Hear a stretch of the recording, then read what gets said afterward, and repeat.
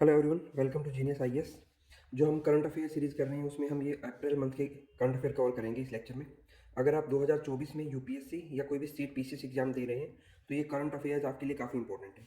यहाँ पे हम करंट अफेयर्स के साथ उससे रिलेटेड जो स्टैटिक इन्फॉर्मेशन है उसको भी कवर करने की कोशिश कर रहे हैं, because most of the time जो एग्जामिनर है वो स्टैटिक से ज़्यादा क्वेश्चन पूछता है जो भी करंट न्यूज़ में होता है, और एज इट इज़ करंट से कम पूछता है। ठीक है, तो हमारी कोशिश है कि हम करंट अफेयर के साथ स्टैटिक को भी कवर कर पाएँ। इससे पहले कि हम जैन से मार्च तक के ऑलरेडी करंट अफेयर कवर कर चुके हैं, वो हमारे यूट्यूब चैनल पर अवेलेबल है। अगर इस वीडियो में पढ़ाने की स्पीड आपको मेरी तेज़ लग रही है तो आप स्पीड को यूट्यूब पे कम या ज़्यादा कर सकते हैं अपनी रिक्वायरमेंट के अकॉर्डिंग। तो स्टार्ट करते हैं अप्रैल 2023 के करंट अफेयर। और जो पहला करंट अफेयर है हमारा वो रिलेटेड है वायाकॉम सत्याग्रह से रिलेटेड। वायाकॉम सत्याग्रह वैसे तो हम हिस्ट्री में पढ़ते हैं इसको, अब इसके 100 साल पूरे हो गए हैं इसलिए ये न्यूज़ में है। तो वायाकॉम सत्याग्रह पे क्वेश्चन पूछा जा सकता है, इंपॉर्टेंट है। पहला तो आपको ये ध्यान रखना है कि वायाकॉम सत्याग्रह हुआ कहाँ पे था, केरला में हुआ था। एक चीज़ तो ये हो गया आपके लिए इंपॉर्टेंट, ठीक है। उस टाइम का प्रिंसली स्टेट था ट्रावनकोर और आज का जो है वो केरला है।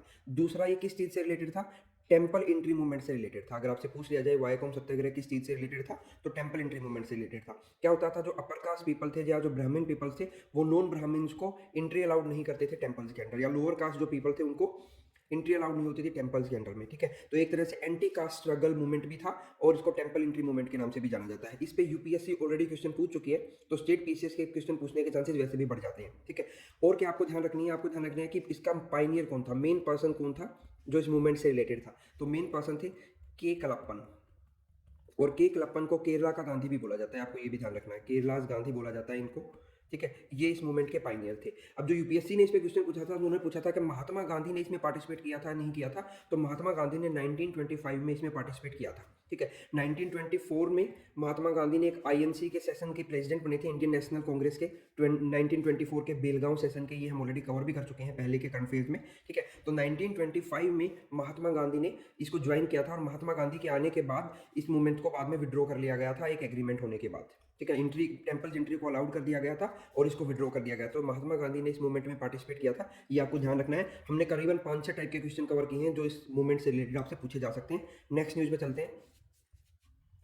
नेक्स्ट न्यूज हमारी रिलेटेड है international monetary fund. International monetary fund के बारे में हम बहुत डिटेल से पहले के लेक्चर्स में कवर कर चुके हैं। ठीक है, इसमें हम ये देखेंगे कि इंटरनेशनल मॉनिटरी फंड ने एक रिपोर्ट दिया है, एक पेपर पब्लिश किया है जिसका नाम है stacking up the benefits lesson from India's digital journey. जो हमने डिजिटल इंडिया नाम का प्रोग्राम स्टार्ट किया है नरेंद्र मोदी गवर्नमेंट ने, ठीक है, उससे क्या क्या लेसन हैं, उनके क्या क्या बेनिफिट है, तो उससे रिलेटेड एक रिपोर्ट पब्लिश की है। तो इस रिपोर्ट का आपको नाम ध्यान रखना है क्योंकि एक इंपॉर्टेंट इंटरनेशनल ऑर्गेनाइजेशन ने इसको पब्लिश किया है। तो ये पूछी जा सकती है कि रिपोर्ट किसने पब्लिश की है, तो आपको ध्यान रखना है ये आईएमएफ ने पब्लिश की है। नेक्स्ट न्यूज पे चलते हैं। नेक्स्ट न्यूज है गाया मिशन से रिलेटेड। गाया किसका मिशन है, यूरोपियन स्पेस एजेंसी का प्रोजेक्ट है। तो एक तो आपसे यही डायरेक्ट क्वेश्चन बन सकता है कि गाया मिशन किससे रिलेटेड है, तो यूरोपियन स्पेस एजेंसी से रिलेटेड है। अब जो यूरोपियन या फॉरेन स्पेस एजेंसीज के जो प्रोजेक्ट होते हैं, सिर्फ हमें उनका ये पता होना चाहिए कि नाम क्या था और किसने लॉन्च किया है, किस पर्पज के लिए लॉन्च किया गया है। वो पर्पज का हम लोगों को याद रखने की रिक्वायरमेंट नहीं होती, स्पेशली जो फॉरेन एजेंसीज के प्रोजेक्ट्स हैं। लेकिन यहाँ पे ये जो प्रोजेक्ट था ये किस लिए था, to understand the formation of Milky Way and its present nation. Milky Way क्या है, मिल्की वे हम लोगों की गैलेक्सी है। जिस गैलेक्सी में सोलर सिस्टम है और सोलर सिस्टम में अर्थ एक प्लेनेट है, ठीक है, तो मिल्की वे हमारी गैलेक्सी का नाम है। तो मिल्की वे से रिलेटेड आपसे क्वेश्चन ऑलरेडी एग्जामिनर पूछ चुका है कि मिल्की वे गैलेक्सी की जो शेप है वो कैसी है, तो इसकी शेप जो है वो स्पाइरल शेप है। ठीक है, तो ये आपको ध्यान रखना है कि स्पाइरल शेप है मिल्की वे गैलेक्सी की। ठीक है, और मिल्की वे गैलेक्सी के अंदर सोलर सिस्टम है और सोलर सिस्टम के अंदर हमारा अर्थ है। बाकी ये हम इसको ज्योग्राफी के चैप्टर में डिटेल में पढ़ेंगे। अभी आपको गाया मिशन ध्यान रखना है कौन सी एजेंसी का है, ठीक है, और मिल्की वे की आपको शेप याद रखनी है कि उसकी शेप कैसी है, स्पाइरल शेप है। नेक्स्ट न्यूज पे चलते हैं। नेक्स्ट न्यूज हमारी रिलेटेड है लद्दाख से। लद्दाख यू ऑल नो कि अब ये यूनियन टेरिटरी है लद्दाख। ठीक है, लद्दाख की वुड कार्विंग को जीआई टैग मिला है। अब ये जीआई टैग क्या होता है इसको भी हम ऑलरेडी कवर कर चुके हैं पीछे वाले लेक्चर्स में, तो हम डिटेल में नहीं जाएंगे दोबारा से। ठीक है, लेकिन आपको ध्यान रखना है कि लद्दाख की वुड कार्विंग को जीआई टैग मिला है अभी, और पीछे कुछ टाइम पहले लद्दाख के ही रथ से कार्पो एप्रिकोट है ये, इनको भी जीआई टैग मिला था। तो लद्दाख की दो चीजें हो गई, रथ से कार्पो एप्रिकोट और वुड कार्विंग, इनको जीआई टैग मिला है। तो आपसे एग्जामिनर क्या करता है, कई बार ये पूछ लेता है कि जीआई टैग प्रोडक्ट कौन सा था, प्रोडक्ट का नाम और किस स्टेट या यूनियन टेरिटरी को मिला है उसका नाम मैचिंग में पूछ लेता है। तो इसलिए आपको ध्यान रखना है कि कौन सा जीआई टैग कौन सी स्टेट या यूटी में किस प्रोडक्ट को दिया गया है। ठीक है, बाकी जीआई टैग के बारे में हम ऑलरेडी कवर कर चुके हैं तो उसको कवर नहीं करेंगे। नेक्स्ट न्यूज पे चलते हैं। नेक्स्ट जो न्यूज़ में है वो है जीनोम इंडिया प्रोजेक्ट। हालांकि ये प्रोजेक्ट नया नहीं है, पुराना है, लेकिन फिर भी न्यूज़ में है तो हम इसको पढ़ लेते हैं। तो जीनोम इंडिया प्रोजेक्ट जो है सेंट्रल गवर्नमेंट का प्रोजेक्ट है। क्या करेंगे इसमें, 10,000 इंडियंस जो है ह्यूमन जीनोम्स, उनका डेटाबेस को, उनकी सिक्वेंसिंग की जाएगी, उसका डेटाबेस क्रिएट किया जाएगा। ठीक है, तो ये फिगर आपको ध्यान रखना है, कितने इंडियंस के जीनोम्स को का सिक्वेंसिंग किया जाएगा जीनोम इंडिया प्रोजेक्ट में। दूसरा आपको ये ध्यान रखना है एग्जाम पॉइंट ऑफ व्यू से कि इसको कौन कंडक्ट कर रहा है या कौन इस प्रोजेक्ट को हैंडल कर रहा है। तो डिपार्टमेंट ऑफ बायोटेक्नोलॉजी इसको हैंडल कर रहा है, जो मिनिस्ट्री ऑफ साइंस के अंडर में आता है। तो ये चीज़ें आपको ध्यान रखनी है जीनोम इंडिया प्रोजेक्ट से रिलेटेड। नेक्स्ट चलते हैं। नेक्स्ट न्यूज में है नामडा। अब ये नामडा क्या है, ये एक ट्रेडिशनल क्राफ्ट है कहाँ का, जम्मू एंड कश्मीर का। तो एक तो इंपॉर्टेंट क्वेश्चन यही बन जाता है कि ये कहाँ का ट्रेडिशनल क्राफ्ट है नामडा, तो जम्मू एंड कश्मीर का ट्रेडिशनल क्राफ्ट है। ये आर्ट एंड क्राफ्ट में स्पेशली वो आर्ट एंड क्राफ्ट जो हमारे नॉर्दर्न स्टेट से रिलेटेड है, या हमारे नॉर्थ ईस्टर्न स्टेट से रिलेटेड है, या साउदर्न स्टेट से रिलेटेड है, वो आर्ट एंड क्राफ्ट काफ़ी इंपॉर्टेंट होता है हमारे लिए एग्जाम पॉइंट ऑफ व्यू से। ठीक है, तो सिर्फ आपको नाम ध्यान रखना है, नामडा नाम का एक ट्रेडिशनल क्राफ्ट है जो जम्मू एंड कश्मीर का है। ठीक है, बेसिकली होता क्या है, एक टाइप ऑफ कारपेट है ये। ठीक है, तो ये आपको ध्यान रखना है कि नामडा कौन से स्टेट से या यूटी से रिलेटेड है। अभी तो जम्मू कश्मीर जो है एक यूटी है, और जम्मू कश्मीर जो है वो विद लेजिस्लेचर यूटी है, विद लेजिस्लेचर मतलब जम्मू कश्मीर में अपना सीएम होगा। हमारे यहाँ पे यूटी जो है union territories, total 8 union territories हैं, उनको डिवाइड किया गया है विद लेजिस्लेचर और विदाउट लेजिस्लेचर। तो most of the union territory without legislature है, सिर्फ 3 ही यूनियन टेरिटरी ऐसी है जो विद लेजिस्लेचर है। विद लेजिस्लेचर का मतलब वहाँ पे एमपी एमएलए चुने जाते हैं बाकायदा, और उनमें से एक को सीएम बनाया जाता है। जैसे उनमें से एक यूनियन टेरिटरी दिल्ली है, एक पुदुचेरी है और जम्मू एंड कश्मीर। तो ये 3 यूनियन टेरिटरी आपको ध्यान रखनी है, दिल्ली, पुदुचेरी एंड जम्मू एंड कश्मीर। जो यूनियन टेरिटरी होते हुए भी वहाँ पे सीएम की पोस्ट होती है, तो वहाँ पे उनको बोलते हैं हम यूनियन टेरिटरी विद लेजिस्लेचर। और बाकी जो यूनियन टेरिटरी हैं बची हुई 5, वो विदाउट लेजिस्लेचर है। तो ये इन्फॉर्मेशन भी आपको ध्यान रखनी है। नेक्स्ट न्यूज़ पे चलते हैं। नेक्स्ट न्यूज हमारी रिलेटेड है वाइब्रेंट विलेजेस प्रोग्राम से। अब ये वाइब्रेंट विलेजेस प्रोग्राम किसने लॉन्च किया है, एक तो ये चीज़ आप इंपॉर्टेंट है, union home minister and minister of corporation mister Amit Shah ने इसको लॉन्च किया है। इसको इंप्लीमेंटिंग एजेंसी कौन सी है, इंपॉर्टेंट है, इसकी इंप्लीमेंटिंग एजेंसी है मिनिस्ट्री ऑफ होम अफेयर। तो आपसे डायरेक्ट क्वेश्चन पूछा जा सकता है एग्जाम में, वाइब्रेंट विलेज प्रोग्राम को इंप्लीमेंट कौन सी मिनिस्ट्री करेगी, तो होम मिनिस्ट्री करेगी। ठीक है, क्योंकि विलेज से रिलेटेड है तो जनरली हमें लगेगा कि या तो कोई ग्राम पंचायत से रिलेटेड या रूरल एरिया से रिलेटेड कोई मिनिस्ट्री होगी जो इसको इंप्लीमेंट करेगी। तो ये इंपॉर्टेंट हो जाता है। इस तरह के क्वेश्चन यूपीएससी बहुत बार पूछ चुका है। ठीक है, तो स्टेट पीसीएस में भी उनके आने की पॉसिबिलिटी बढ़ जाती है। तो वाइब्रेंट विलेज प्रोग्राम आपको ध्यान रखना है, मिनिस्ट्री ऑफ होम अफेयर द्वारा इंप्लीमेंट किए जाएंगे। क्या है ये, सेंट्रली स्पॉन्सर्ड स्कीम है। अब सेंट्रली स्पॉन्सर्ड स्कीम क्या होती है, वो स्कीम होती है जहाँ पे सेंट्रल गवर्नमेंट और स्टेट गवर्नमेंट दोनों एक रेशियो डिसाइड कर लेते हैं कि वो किस रेशियो में पैसा लगाएंगे।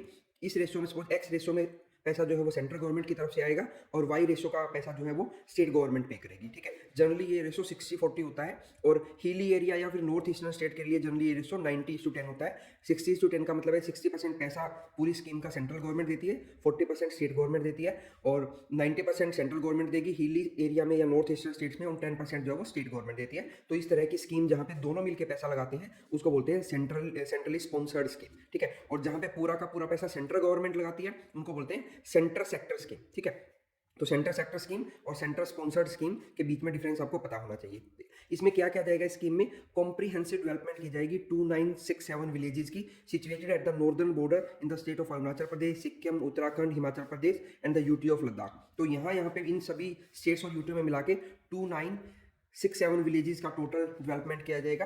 तो कई पीसीएस में तो डायरेक्टली ये नंबर भी पूछा जा सकता है कि वाइब्रेंट विलेज प्रोग्राम के अंडर में कितने विलेजेस जो हैं उनको उनका डेवलपमेंट किया जाएगा, और कौन सी मिनिस्ट्री इसको लॉन्च कर रही है, और ये सेंट्रली स्पॉन्सर्ड स्कीम है। ये सारे पॉइंट इंपॉर्टेंट है इस न्यूज से रिलेटेड। नेक्स्ट न्यूज पे चलते हैं।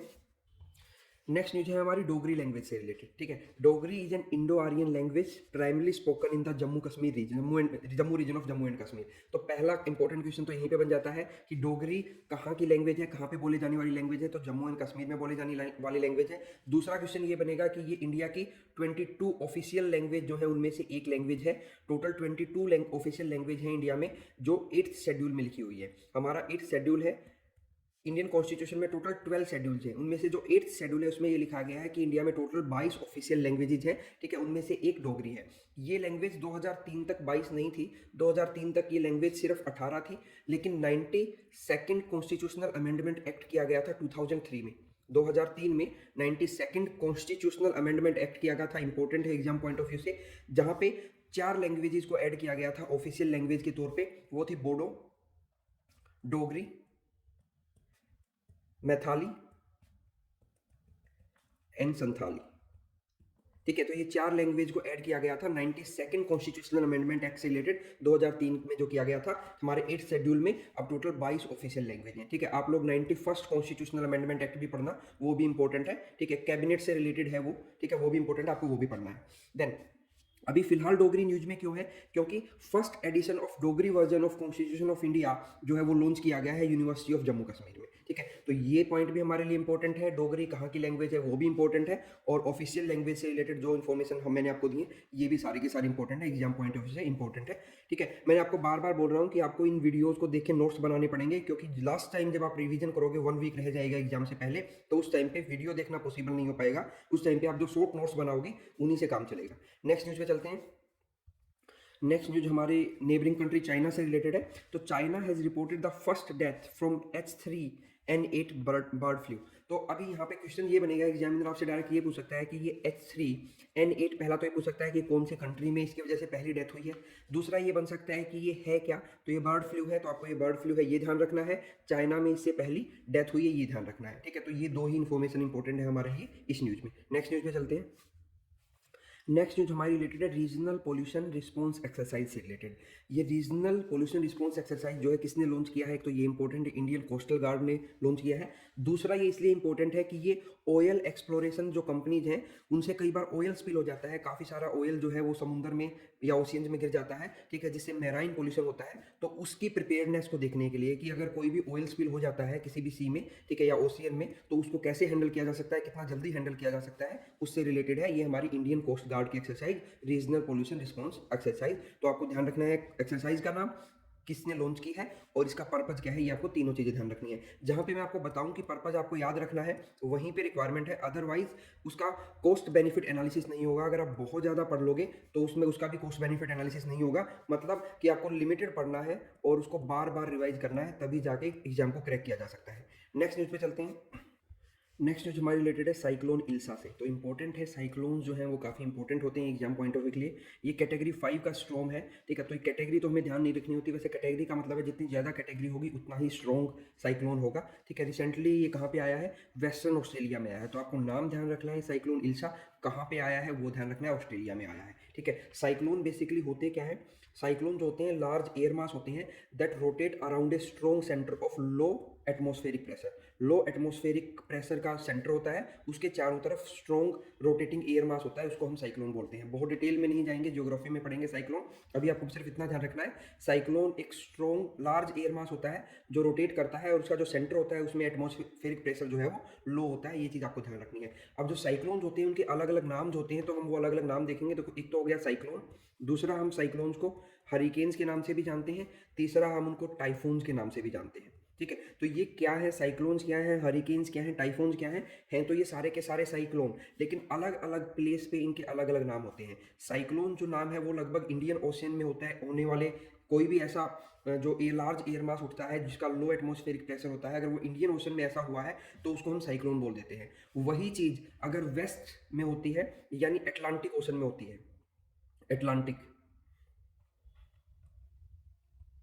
ओशियन में अगर वही चीज़ हो रही है तो हम उसका नाम रख देते हैं हरिकेन। अगर वही चीज़ हमारे ईस्ट में होती है, ईस्ट का मतलब है कि पैसिफिक ओशियन में वही चीज़ हो रही है, तो हम उसको टाइफून बोल देते हैं। और एक वर्ड आप सुनोगे टोर्नेडोज। टोर्नेडोज क्या होती हैं, हरिकेन्स की जो स्मॉलर फॉर्म होती है उसको टोर्नेडो बोलते हैं। तो अगर आज के बाद आप ये टर्म सुनो, साइक्लोन, हरिकेन्स, टाइफून्स, ये कुछ नहीं है, सी में उठने वाला एक लार्ज एयर मास है जो एक लो एटमॉस्फेरिक प्रेशर के चारों तरफ घूमता है। ठीक है, तो ऑब्वियस है वो अपने साथ पानी भी कैरी करता है। ठीक है, उनका क्यों ओरिजिन होता है और वो किस तरफ मूव करते हैं, ये चीज़ें डिटेल में हम ज्योग्राफी में पढ़ेंगे। अभी जस्ट हमने ये देखा है कि साइक्लोन्स को हम अलग अलग नाम से जानते हैं। एक तो हमको साइक्लोन्स के नाम से ही जानते हैं, वो हम मेनली इंडियन ओशियन में अगर वो ऐसा कुछ होता है कि बहुत ज़्यादा बड़ा एयर मास अगर उठता है इंडियन ओशियन में तो उसको हम साइक्लोन बोल देते हैं। अगर वही चीज़ अटलांटिक ओशियन में हो रही है या गल्फ ऑफ मैक्सिको में हो रही है तो हम उसको हरिकेन बोल देते हैं। अगर वही चीज़ पैसिफिक ओशियन में हो रही है हमारे ईस्ट में तो उसको हम टाइफून बोल देते हैं। और एक आपने सुना होगा टोर्नेडो, टोर्नेडो जो है वो हरिकेन्स का स्मॉल फॉर्म होती है तो उनको हम टोर्नेडो बोल देते हैं। ठीक है, तो ये सारी इन्फॉर्मेशन आपको ध्यान रखनी है। ये मैचिंग में आपसे पूछ सकता है कि कौन सा नाम कहाँ पे दिया गया है, और ये ऑलरेडी पूछा भी गया है एग्जाम में। ठीक है, और आपको न्यूज़ हमने पढ़ी थी साइक्लोन इल्सा से रिलेटेड जो ऑस्ट्रेलिया में आया है, ये आपको ध्यान रखना है। हालांकि ये नोमेनक्लेचर बहुत फिक्स नहीं है, इसमें थोड़ा बहुत चेंज हो जाता है इधर उधर, लेकिन ओवरऑल मेजर नोमेनक्लेचर इसी तरह से डिवाइड की गई है। नेक्स्ट न्यूज़ पे चलते हैं।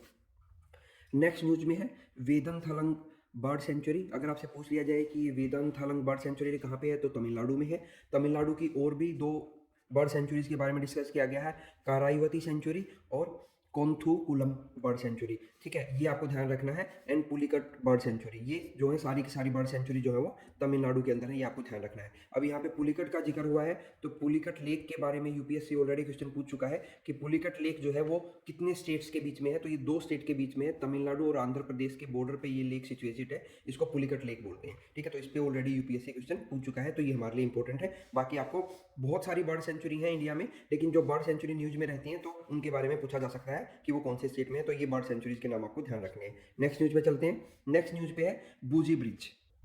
अब पहली चीज तो आपसे यही पूछी जा सकती है कि ये बूजी ब्रिज कहाँ पे है, क्योंकि इंडिया ने इसको बनाने में हेल्प की है। ये मोजाम्बिक में है। मोजाम्बिक कहाँ पे है? मोजाम्बिक एक अफ्रीकन कंट्री है, जो अफ्रीका का ईस्ट कोस्ट है, वहां पे एक कंट्री है मोजाम्बिक। ठीक है, मोजाम्बिक के साइड में एक आइलैंड कंट्री है, उसका नाम है मेडागास्कर। मेडागास्कर, मेडागास्कर के बारे में आपको ये ध्यान रखना है कि ये लार्जेस्ट आइलैंड है इंडियन ओशन का, largest island of Indian ocean. ठीक है, और वर्ल्ड में ये फोर्थ लार्जेस्ट आइलैंड है। सबसे बड़ा लार्जेस्ट आइलैंड जो है वर्ल्ड का, उसका नाम है ग्रीनलैंड। दूसरे सेकंड नंबर पे जो लार्जेस्ट आइलैंड वर्ल्ड का है, उसका नाम है Papua New Guinea. Papua new Guinea, Papua new Guinea जो है वो पैसिफिक ओशियन में है। ग्रीनलैंड जो है वो अटलांटिक ओशन में है, अटलांटिक ओशन के टॉप में है बेसिकली। ठीक है, और तीसरे नंबर पे जो है वो है बोर्नियो।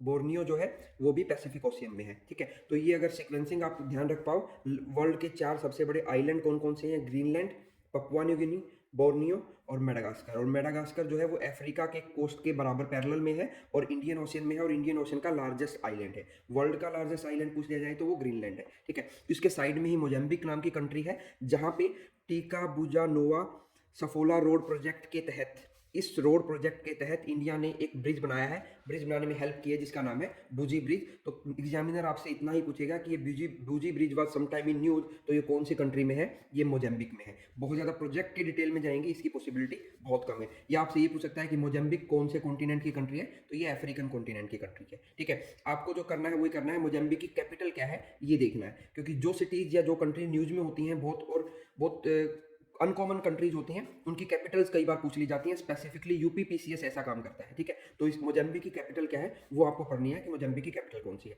नेक्स्ट न्यूज पे चलते हैं। नेक्स्ट न्यूज हमारी है चिरोबा फेस्टिवल से रिलेटेड। आपसे एग्जामिनर पूछ सकता है चिरोबा फेस्टिवल कहाँ सेलिब्रेट करते हैं? मणिपुर में सेलिब्रेट करते हैं। नॉर्थ ईस्टर्न का कोई भी आर्ट एंड कल्चर का क्वेश्चन है, या कोई फेस्टिवल है, या वहाँ की कोई ट्राइब है, तो वो सारे के सारे हमारे लिए एक्सट्रीम इंपॉर्टेंट है। ठीक है, तो चिरोबा फेस्टिवल आपको ध्यान रखना है, मणिपुर का है। और कौन मनाता है इसको? मैटी कम्युनिटी मनाती है। तो इस मैटी कम्युनिटी पे यूपीएससी ऑलरेडी क्वेश्चन पूछ चुका है, तो ये काफ़ी इंपॉर्टेंट है। तो आपको 3 चीज़ें ध्यान रखनी है। मणिपुर की मैटी कम्युनिटी जो है वो चिरोबा फेस्टिवल सेलिब्रेट करती है, तो ये चीज़ आपको ध्यान रखनी है। नेक्स्ट न्यूज पे चलते हैं। नेक्स्ट न्यूज में है एक्सरसाइज ओरियन। एक्सरसाइज ओरियन एक बाइलेटरल मिलिट्री एक्सरसाइज है इंडियन एयरफोर्स के बीच में और France air and space forces के बीच में। तो आपको सिर्फ इतना ध्यान रखना है कि ये एक्सरसाइज ओरियन किन 2 कंट्रीज के बीच में है? इंडिया और फ्रांस के बीच में है। ठीक है, और फ्रांस से हम लोगों ने राफेल एयरक्राफ्ट बाई किए थे कुछ टाइम पहले, आपको ये भी ध्यान रखना है। और फ्रांस के एक रीयूनियन आइलैंड है, रीयूनियन आइलैंड, और ये रीयूनियन आइलैंड जो है इंडियन ओशियन के अंदर है, ये आपको ध्यान रखना है। और फ्रांस के जो प्रेसिडेंट हैं इमैनुअल मैक्रों, वो हमारे 75th रिपब्लिक डे जो हमारा सेलिब्रेट किया जाएगा 26 जनवरी 2024 को, उस पर हमारे चीफ गेस्ट होंगे। पहले जो हमारे चीफ गेस्ट थे वो अमेरिका के जो बाइडन को हम लोगों ने इनवाइट किया था, अमेरिका के जो प्रेसिडेंट है जो बाइडन, लेकिन उन्होंने किसी रीजन की वजह से आने से मना कर दिया। तो अभी 75th रिपब्लिक डे परेड में जो है उसमें हमारे जो नए चीफ गेस्ट हैं वो इमैनुअल मैक्रों हैं, जो फ्रांस के प्रेसिडेंट हैं। और फ्रांस में आपको ये भी ध्यान रखना है कि फ्रांस में सेमी प्रेसिडेंशियल सिस्टम है। ठीक है, इंडिया में पार्लियामेंट्री सिस्टम है, यूएसए में प्रेसिडेंशियल सिस्टम है। तो प्रेसिडेंशियल सिस्टम क्या होता है? ठीक है, पार्लियामेंट्री सिस्टम क्या होता है जो इंडिया में है, और सेमी प्रेसिडेंशियल सिस्टम क्या होता है, इसको हम कभी फिर देखेंगे डिटेल में। आप पढ़ पाओ तो वो बेटर है। आप इन तीनों सिस्टम के बीच में डिफरेंस देखो, ये पॉलिटी में आपने कवर भी किया होगा। ठीक है, नेक्स्ट न्यूज पे चलते हैं। नेक्स्ट न्यूज में Harmanpreet Kaur. Harmanpreet Kaur become the first Indian women to be named as one of the Wisden 5 cricketers of the year. देखो पहले तो स्पोर्ट्स से रिलेटेड क्वेश्चंस बहुत कम पूछे जाते थे यूपीएससी में भी और स्टेट पीसीएस में भी, लेकिन जब से यूपीएससी स्पोर्ट्स से रिलेटेड क्वेश्चन पूछने लगा है तो स्टेट पीसीएस भी बहुत पूछ रहे हैं। हालांकि यूपी पीसीएस तो बहुत क्वेश्चन पूछता है स्पोर्ट्स से, लेकिन बाकी पीसीएस कम पूछते थे, लेकिन अब यूपीएससी पूछने लगा है तो बाकी की प्रोबेबिलिटी बढ़ जाती है। तो हमें ये ध्यान रखना है, ये काफ़ी बड़ा अवार्ड होता है क्रिकेट में, wisdom's 5 cricketer year of the award. तो किसको मिला है? हरमनप्रीत कौर को मिला है। ये फर्स्ट वुमेन क्रिकेटर हैं, उनको ये अवार्ड मिला है, इसलिए भी इंपॉर्टेंट हो जाता है। ठीक है, तो ये आपको ध्यान रखना है। नेक्स्ट न्यूज पे चलते हैं। नेक्स्ट है 1 बिलियन मील्स एंडोमेंट कैंपेन। तो ये कैंपेन किस कंट्री का है, सिर्फ आपको इतना ध्यान रखना है, यूएई का ये कैंपेन है। ठीक है, यूएई में अभी COP 28 हुई है, ये भी आपको ध्यान रखना है। ठीक है, और यूएई का जो कैंपेन है 1 बिलियन मील्स एंडोमेंट कैंपेन जो है वो यूएई कंट्री का है, आपको ये ध्यान रखना है, यूनाइटेड अरब अमीरात का। ठीक है, नेक्स्ट न्यूज पे चलते हैं। नेक्स्ट न्यूज़ हमारी रिलेटेड है ग्लोबल फूड पॉलिसी रिपोर्ट से रिलेटेड। ये ग्लोबल फूड पॉलिसी रिपोर्ट 2023 की आई है। तो पहला क्वेश्चन तो ये बनेगा, ये किसने दी है? तो ये रिपोर्ट दी है international food policy research institute ने। तो यही आपसे एग्जाम में पूछेगा, इंपॉर्टेंट है। दूसरा आपको ये ध्यान रखना है कि international food policy research institute जो है 1975 में बना था और इसका हेडक्वार्टर जो है वॉशिंगटन डीसी में है। ये भी इन्फॉर्मेशन इंपॉर्टेंट है, आपको ये दो इन्फॉर्मेशन ध्यान रखनी है। रिपोर्ट किसने दी है, इंस्टीट्यूट, उस इंस्टीट्यूट का नाम, वो कब बना था और उसका हेडक्वार्टर कहाँ पे है। इंटरनेशनल ऑर्गेनाइजेशन मोस्टली हमारे लिए इंपॉर्टेंट है। ठीक है, नेक्स्ट न्यूज पे चलते हैं। नेक्स्ट न्यूज हमारी रिलेटेड है ग्रामदान से। ग्रामदान क्या है? Is expansion of Bhoodan movement. ये भूदान मूवमेंट किसने चलाया था? ये चलाया था विनोबा भावे ने 1951 में। एक्चुअली क्या था, जब इंडिया इंडिपेंडेंस हुआ 1947 में, तो जो मेजर लैंड थी वो लैंडलॉर्ड्स के पास थी, लैंडलॉर्ड्स के पास। तो लैंडलॉर्ड्स जो हैं उनसे ज़मीन को रिक्वेस्ट किया गया था विनोबा भावे द्वारा, विलेज टू विलेज जाके, कि आप अपनी कुछ लैंड जो है उसको डोनेट कर दीजिए। ठीक है, ताकि जो सेंट्रल गवर्नमेंट जो है फिर उस ज़मीन को बाकी लोगों के बीच में डिस्ट्रीब्यूट कर पाए। ठीक है, इससे रिलेटेड ये मूवमेंट चलाया गया था, भूदान आंदोलन। इसको चलाया था विनोबा भावे ने, आपको ये ध्यान रखना है। ठीक है, और ग्रामदान जो है वो भूदान आंदोलन का ही एक पार्ट है, आपको ये ध्यान रखना है। अब 1940 में महात्मा गांधी ने एक और मूवमेंट चलाया था जिसका नाम था इंडिविजुअल सत्याग्रह।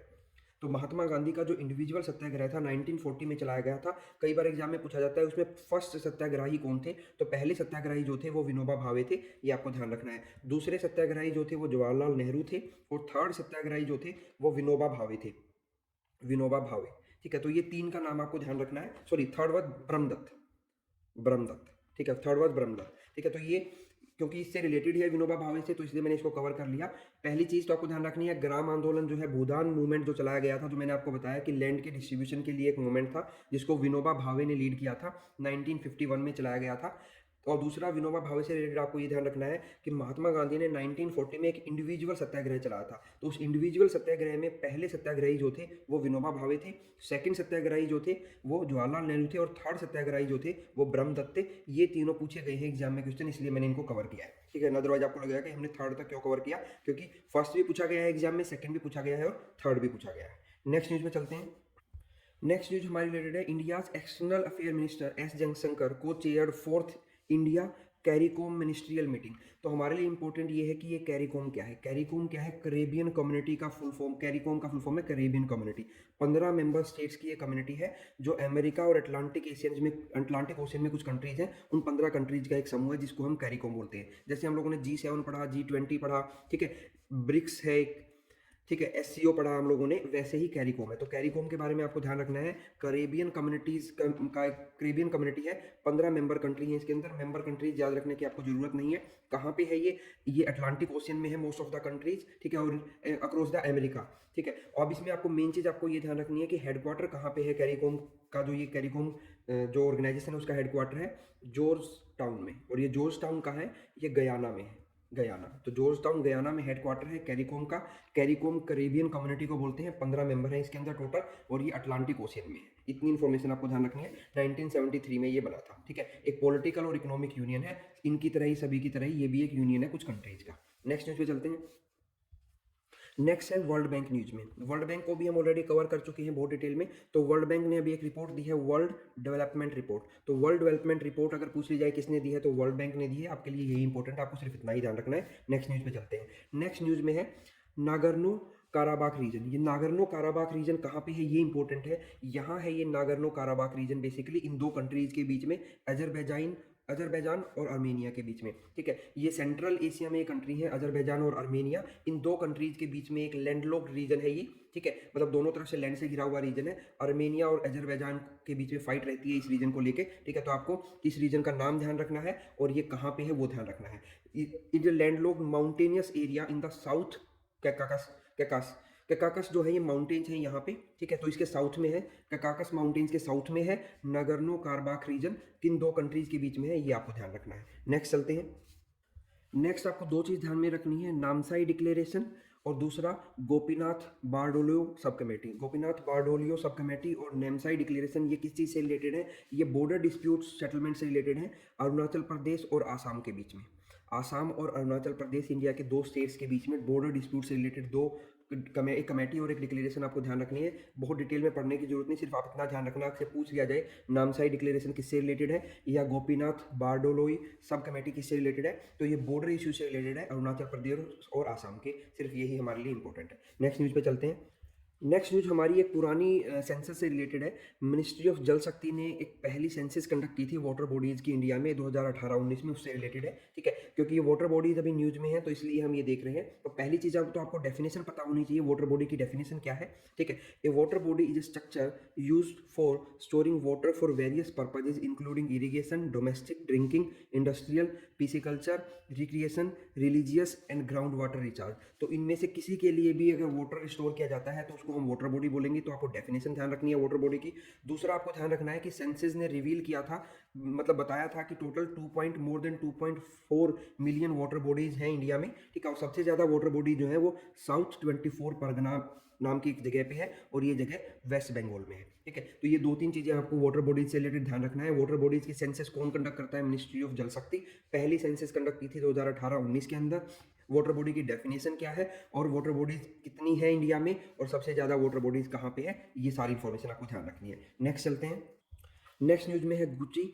ये गुची ब्रांड नहीं है, गुची क्या है, ये एक गुची ब्रांड भी है कपड़ों का। तो गुची क्या है? ये मोरल मशरूम है, एक मशरूम की वैरायटी है जो आपको ध्यान रखना है। तो पूछा जा सकता है कि गुची क्या है, तो गुची एक मोरल मशरूम है, ठीक है। हिमालयन रीजन में ये पाई जाती है, तो न्यूज में थी, आपको ध्यान रखना है। दूसरा आपको ध्यान रखना, मन्ना मुदुराई। मन्ना मुदुराई क्या है? एक स्मॉल विलेज है शिवगंगा डिस्ट्रिक्ट में तमिलनाडु के। ये अपनी पोट्री मेकिंग के लिए काफ़ी फेमस है, ठीक है। तो पोट्री मेकिंग के लिए फेमस एक विलेज का नाम है ये मन्ना मुदुराई। अगर पूछ लिया जाए this Manamadurai was sometime seen in news, तो ये क्या है? ये पोट्री मेकिंग के लिए फेमस एक विलेज है जो शिवगंगा डिस्ट्रिक्ट में है तमिलनाडु के अंदर। डिस्ट्रिक्ट तो इंपॉर्टेंट नहीं है, सिर्फ आपको ध्यान रखना है तमिलनाडु के अंदर एक विलेज है जो पोट्री मेकिंग के लिए फेमस है। नेक्स्ट न्यूज पे चलते हैं। नेक्स्ट न्यूज है हमारे रेस्क्यू ऑपरेशन से रिलेटेड। रेस्क्यू ऑपरेशन कहाँ पे चलाया है इंडिया ने? सूडान में चलाया है। सूडान जो है वो अफ्रीका कॉन्टिनेंट की कंट्री है, ठीक है। वहाँ पे क्राइसिस हो गई थी मिलिट्री और कुछ नॉन मिलिट्री मिलिटेंट्स के बीच में झगड़ा हो गया था। तो अब इंडियन सिटीजन्स को इवैक्यूएट करने के लिए, निकालने के लिए हमने ऑपरेशन चलाया था। उस ऑपरेशन का नाम है ऑपरेशन कावेरी। इंपॉर्टेंट हो जाता है ऑपरेशन कावेरी इंडिया ने कहाँ के लिए चलाया था? सूडान में। जो इंडियन गवर्नमेंट ने इंडिया के जो पसंद थे उनको निकालने के लिए चलाया गया था। इसका नाम स्पेसिफिकली कावेरी इसलिए रखा था क्योंकि मोस्ट ऑफ द पीपल वहाँ पे साउथ इंडिया से थे, ठीक है। तो साउथ इंडिया की रिवर है कावेरी, तो इसलिए इसका नाम ऑपरेशन कावेरी रखा गया था। और एक ऑपरेशन गंगा भी चलाया था हमने। ऑपरेशन गंगा जो है वो यूक्रेन में फंसे हुए इंडियंस को निकालने के लिए चला गया था, ठीक है। इसका नाम ऑपरेशन गंगा इसलिए रखा गया था क्योंकि वहाँ पे most of the north Indian थे, ठीक है। तो लॉजिक तो नहीं पूछेंगे कि नाम क्यों रखे गए थे, मैंने आपको वैसे बता दिया है। तो ऑपरेशन कावेरी आपको याद रखना है, हमने चलाया सूडान के लिए, ठीक है। सूडान की कैपिटल सिटी देखो क्या है, आपको पता होनी चाहिए, ठीक है। यूक्रेन की कैपिटल सिटी भी आपको पता होनी चाहिए। ये आपके लिए होमवर्क है दोनों, ठीक है। और ऑपरेशन गंगा हम लोगों ने चलाया था यूक्रेन के लिए। और यूक्रेन का ये भी देखो कि ये यूक्रेन कंट्री कहाँ पे है। हालांकि सबको पता ही होगा क्योंकि रशिया और यूक्रेन के बीच में फाइट चली हुई है, लेकिन फिर भी आपको पता होना चाहिए कि ये कौन से कॉन्टिनेंट की कंट्री है। इतना मैं आपको बता देता हूँ, जिस कॉन्टिनेंट की ये कंट्री है उस कॉन्टिनेंट की लार्जेस्ट कंट्री है एरिया वाइज लार्जेस्ट कंट्री है। कौन से कॉन्टिनेंट की वो आप देखो, ठीक है। ये आपका होमवर्क है। और इसकी कैपिटल क्या है यूक्रेन की वो भी देखनी है, और सूडान की कैपिटल क्या है वो भी देखनी है। नेक्स्ट न्यूज़ पे चलते हैं। नेक्स्ट न्यूज़ है इंडिया हैंडमेड पोर्टल से रिलेटेड, जिसका नाम भी सजेस्ट कर रहा है कि इसको किस लिए बनाया गया होगा। ई कॉमर्स पोर्टल है, इसको इंडियन गवर्नमेंट ने लॉन्च किया गया है। Aim to empowering artisans and weavers by providing them a platform to sell their products directly to customer, ठीक है। तो इंडिया हैंडमेड अगर आपसे पूछ लिया जाए क्या चीज़ है, तो ये ई कॉमर्स पोर्टल है, ये आपको ध्यान रखना है। नेक्स्ट न्यूज़ पे चलते हैं। नेक्स्ट न्यूज़ है हमारी यूरोपियन यूनियन से रिलेटेड। यूरोपियन यूनियन को हमने बहुत डिटेल में कवर किया है पहले के लेक्चर्स में। तो अभी न्यूज़ क्या है कि यूरोपियन यूनियन का जो लेजिस्लेचर है उसने ग्रांट कर दिया है, अप्रूव कर दिया है मीका को। अभी ये मीका क्या है? Markets in crypto assets regulation. ठीक है, तो क्रिप्टो एसेट रेगुलेशन के लिए कुछ रेगुलेशंस बनाए हैं, कुछ लॉज बनाए हैं जिनका नाम उन्होंने मीका रखा है। तो markets in crypto assets important है, पूछा जा सकता है कि ये मीका रेगुलेशन जो है किससे रिलेटेड है? तो यूरोपियन यूनियन से रिलेटेड है, आपको इतना ध्यान रखना है। नेक्स्ट न्यूज़ पे चलते हैं। नेक्स्ट न्यूज़ हमारी रिलेटेड है कोची वाटर मेट्रो प्रोजेक्ट से रिलेटेड। पीएम मोदी इसको इनॉग्रेट करेंगे, इसके पहली फेज को। क्यों इंपॉर्टेंट है? क्योंकि ये कंट्री का पहला फर्स्ट एवर वाटर मेट्रो है। Countries first ever water metro जो है कोची वाटर मेट्रो प्रोजेक्ट। तो आपको ध्यान रखना है केरला के अंदर है। ठीक है, तो नेक्स्ट चलते हैं न्यूज़ पे।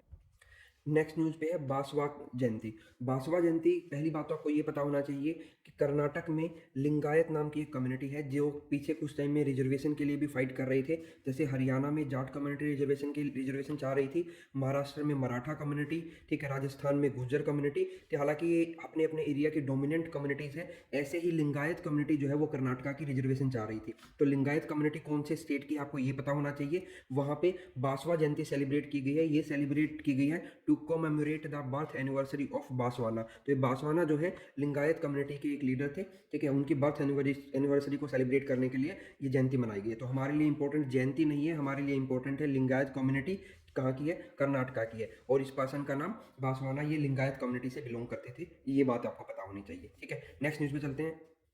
नेक्स्ट न्यूज रिलेटेड है 24 अप्रैल से। 24 अप्रैल दो चीज़ों के लिए जाना जाता है। एक तो 24 अप्रैल को हम मनाते हैं नेशनल पंचायती राज डे। ठीक है, इन 24 अप्रैल 1993 से इस चीज़ को हम लोग सेलिब्रेट करते हैं। ठीक है, क्योंकि उस टाइम पे हम लोगों ने 73rd और 74th कॉन्स्टिट्यूशनल अमेंडमेंट एक्ट किए थे। ठीक है, 73rd and 74th constitutional amendment act क्या है आपको पता होना चाहिए। ठीक है, नहीं पता तो आप इनको पढ़ लीजिए, हम किसी और लेक्चर में कवर करेंगे।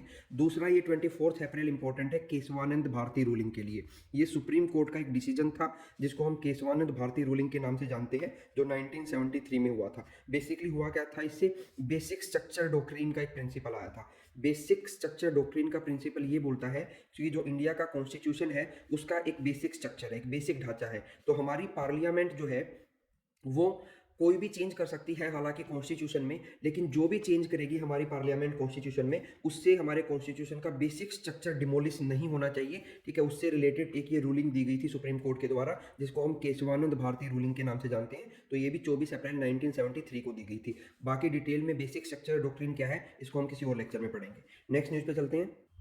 नेक्स्ट न्यूज है हक्की पक्की से रिलेटेड। आपसे पूछा जा सकता है कि ये हक्की पक्की क्या है? ये ट्राइबल कम्युनिटी है जो नोमैडिक है, मतलब इधर उधर घूमते हैं। ठीक है, काफ़ी सारे स्टेट में पाए जाते हैं। बेसिकली आपको ध्यान रखना है कि ये एक ट्राइब है। इनका मेन ऑक्यूपेशन जो है वो बर्ड कैचिंग एंड हंटिंग है। ठीक है, तो इनका ऑक्यूपेशन ध्यान रखना है आपको। और ये हक्की पक्की पूछा जा सकता है कि क्या कोई फेस्टिवल है, कोई बुक है, कोई प्लेस है, कोई ट्राइब है। तो ये एक ट्राइबल कम्युनिटी है, ये आपको ध्यान रखना है। वेस्टर्न और साउथ इंडिया में ये पाए जाते हैं मेनली। नेक्स्ट न्यूज़ पे चलते हैं।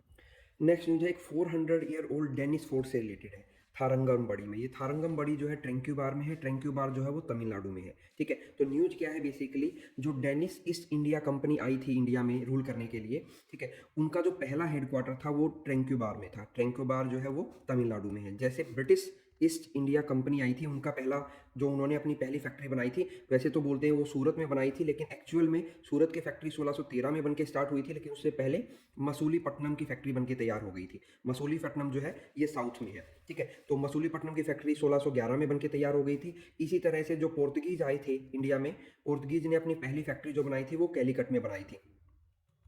और जो फ्रांस आए थे, फ्रेंच ईस्ट इंडिया कंपनी, उन्होंने भी अपनी पहली फैक्ट्री जो है वो सूरत में बनाई थी। तो ये भी सारे इंपॉर्टेंट है एग्जाम पॉइंट ऑफ व्यू से कि डेनिश जो आए थे इंडिया में, उनकी पहली फैक्ट्री कहाँ पे बनी थी? ब्रिटिश ईस्ट इंडिया कंपनी की पहली फैक्ट्री कहाँ पे बनी थी? पोर्तुगीज की पहली फैक्ट्री कैलीकट में थी, और फ्रेंच ईस्ट इंडिया कंपनी की पहली फैक्ट्री सूरत में थी। तो जो डेनिश आए थे ट्रेंक्यूबार में, तो उन्होंने वहाँ पे एक फोर्ट बनाया था। उस फोर्ट को रिनोवेट करने का काम अभी चल रहा है, तो इसलिए वो अभी न्यूज में है। तो ये सारी इन्फॉर्मेशन उससे रिलेटेड आपको ध्यान रखनी है। नेक्स्ट न्यूज पे चलते हैं। नेक्स्ट न्यूज हमारी है state of global climate report. State of global climate से रिलेटेड बुक्स जितनी भी रिपोर्ट होती हैं इंपॉर्टेंट होती हैं। तो state of global climate report किसने दी है? वर्ल्ड मीटियोलॉजिकल ऑर्गेनाइजेशन ने दी है। इस ऑर्गेनाइजेशन को हम कवर कर चुके हैं, तो इसका हेडक्वार्टर मैं आपको नहीं बताऊंगा, आपको खुद याद होना चाहिए। मैंने ऑलरेडी बता दिया था इसका हेडक्वार्टर कहाँ पे है, तो वो आप याद करो कि इसका हेडक्वार्टर कहाँ पे है। ठीक है, तो state of global climate report दी है वर्ल्ड मीटियोलॉजिकल ऑर्गेनाइजेशन ने, ये आपको ध्यान रखना है। नेक्स्ट न्यूज पे चलते हैं। नेक्स्ट न्यूज है एफएओ से रिलेटेड, फूड एंड एग्रीकल्चर ऑर्गेनाइजेशन। इसका हेडक्वार्टर मैं ऑलरेडी बता चुका हूँ, आपको पता होना चाहिए कहाँ पे है। इन्होंने भी एक रिपोर्ट दी है जिसका नाम है the status of women in agri food system. तो ये रिपोर्ट एग्री और वुमेन दोनों से रिलेटेड है, तो काफ़ी इंपॉर्टेंट है। तो आपको पता होना चाहिए कि ये रिपोर्ट जो है वो एफएओ ने दी है, और एफएओ का हेडक्वार्टर कहाँ है वो भी आपको पता होना चाहिए। ठीक है, तो ये दोनों ही रिपोर्ट जो हमने कवर की, एक क्लाइमेट से रिलेटेड और एक एग्री वुमेन्स का एग्री फूड सिस्टम से रिलेटेड, स्टेटस से रिलेटेड, दोनों इंपॉर्टेंट आपको पता होनी चाहिए। किस किस कौन कौन सी ऑर्गेनाइजेशन ने दी है, उनके हेडक्वार्टर कहाँ है वो भी आपको पता होना चाहिए। नेक्स्ट न्यूज पे चलते हैं। नेक्स्ट भी एक इंपॉर्टेंट रिपोर्ट है जिसका नाम है state of world population report. इस पे यूपीएससी क्वेश्चन पूछ चुका है। ठीक है, state of world population report किसने दी थी? यही पूछा था यूपीएससी ने, यूनाइटेड नेशन पॉपुलेशन फंड ने ये रिपोर्ट दी थी, तो ये ऑप्शन में था। ठीक है, तो ये क्वेश्चन लगभग 2018-19 के या 17 के राउंड यूपीएससी ने पूछा था। ठीक है, डायरेक्ट रिपोर्ट पूछी थी। State of world population report कौन देता है? यूनाइटेड नेशन पॉपुलेशन फंड ये रिपोर्ट देता है। ठीक है, नेक्स्ट न्यूज जो है हमारी यूरोप के बारे में है। नेक्स्ट ओल्किल्यूटो 3, तो यूरोप की मोस्ट पावरफुल न्यूक्लियर रिएक्टर का नाम है ओल्किल्यूटो 3। तो डायरेक्ट क्वेश्चन आपसे यही पूछा जाएगा, ओल्किल्यूटो 3 क्या है? ये यूरोप की मोस्ट पावरफुल न्यूक्लियर रिएक्टर है, ये आपको ध्यान रखना है। ठीक है, तो ये दोनों ही न्यूज काफी इंपॉर्टेंट है एग्जाम पॉइंट ऑफ व्यू से। नेक्स्ट न्यूज पे चलते हैं।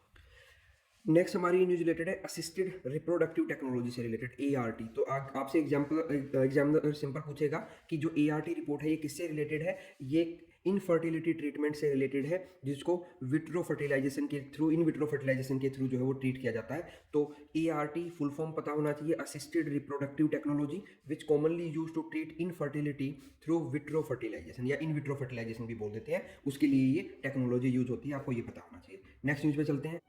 नेक्स्ट न्यूज हमारी एनिमल बर्थ कंट्रोल रूल से रिलेटेड है, जो 2023 में दिए गए हैं। ठीक है, तो यहाँ पे बेसिकली हमें रूल्स जो नहीं पढ़ने, हमें ये ध्यान रखना है, prevention of cruelty to animal act है इंडिया में 1960 का। एक तो ये एक्ट आपको पता होना चाहिए। ठीक है, दूसरा आपको ये पता होना चाहिए कि animal Welfare Board of India का हेडक्वार्टर कहाँ पे है। ये इंडिया में एनिमल्स की वेलफेयर के लिए एक बोर्ड बनाया गया है, इसका हेडक्वार्टर है बल्लभगढ़। और बल्लभगढ़ कहाँ पे है? बल्लभगढ़ है हरियाणा के फरीदाबाद में, हरियाणा में। ठीक है, तो ये दो चीज़ें आपको पता होनी चाहिए। पहले ये चेन्नई में होता था कुछ साल पहले तक, इसको शिफ्ट किया गया था हरियाणा के बल्लभगढ़ में। तो ये Animal Welfare Board of India का हेडक्वार्टर पता होना चाहिए कहाँ है आपको। दूसरा, Prevention of cruelty to animal Act का पता होना चाहिए, वो कौन से ईयर में आया था, ये ईयर भी पूछा जा सकता है। स्टेट पी से आपसे डायरेक्ट ईयर भी पूछ सकते हैं। ठीक है, तो ये इन्फॉर्मेशन रिलेटेड है हमारी एनिमल बर्थ कंट्रोल रूल से रिलेटेड, जो आपको ध्यान रखनी है। नेक्स्ट न्यूज़ पे चलते हैं। इस न्यूज़ को हम ऑलरेडी कवर कर चुके हैं। तो नेक्स्ट न्यूज़ जो है वो है नागार्जुन श्रीशैलम टाइगर रिजर्व से। तो नागार्जुन श्रीशैलम टाइगर रिजर्व जो है वो आंध्र प्रदेश और तेलंगाना के अंदर है, ये आपको ध्यान रखना है। तो एक चीज़ आपको यही चीज़ ध्यान रखनी है कि ये दो स्टेट्स में है। दूसरा आपको ध्यान रखना है कि ये लार्जेस्ट टाइगर रिजर्व है इंडिया का। इंडिया का लार्जेस्ट टाइगर रिजर्व है नागार्जुन श्रीशैलम टाइगर रिजर्व। कौन से दो स्टेट्स में है, उन दोनों स्टेट्स के नाम आपको ध्यान रखने हैं। ठीक है, नेक्स्ट ये न्यूज़ भी हम ऑलरेडी कवर कर चुके हैं बुजी ब्रिज से रिलेटेड। नेक्स्ट न्यूज़ है हमारी प्राइम मिनिस्टर नरेंद्र मोदी से रिलेटेड। तो उन्होंने क्या किया, उन्होंने एक इंस्क्रिप्शन के बारे में मेंशन किया है, उत्तरा मेरूर इंस्क्रिप्शन। तो ये उत्तरा मेरूर इंस्क्रिप्शन इंपॉर्टेंट हो जाता है हमारे लिए। उत्तरा मेरूर इंस्क्रिप्शन बेसिकली क्या है, इसमें इंडिया में ये बताया गया है कि बहुत पुराने टाइम से ही डेमोक्रेटिकली रन किया जाता था विलेजेस को, तो वो इस इंस्क्रिप्शन में मेंशन है। तो आपसे ये पूछा जा सकता है कि ये जो इंस्क्रिप्शन है ये किसका है? तो ये चोला किंग थे, चोला किंग परंटका वन। तो उन्होंने ये बताया जाता है कि उन्होंने इस इंस्क्रिप्शन को लिखवाया था। ठीक है, लगभग 1100 साल पहले। ठीक है, तो इस इंस्क्रिप्शन का नाम आपको ध्यान रखना है, उत्तरार मेरू इंस्क्रिप्शन। कहाँ पे है? कांचीपुरम में है, तमिलनाडु के अंदर। किसने इसको बनवाया था? परंटका, जो एक चोला किंगडम के किंग थे, उन्होंने इसको बनाया था। इसमें क्या लिखा हुआ है इस इंस्क्रिप्शन में? विलेज सेल्फ गवर्नेंस के बारे में लिखा हुआ है, विलेज सेल्फ गवर्नेंस के बारे में इसमें लिखा हुआ है। तो ये इंस्क्रिप्शन हमारे लिए इंपॉर्टेंट है। नेक्स्ट न्यूज़ पे चलते हैं। नेक्स्ट न्यूज़ भी हमारी टाइगर्स से रिलेटेड है।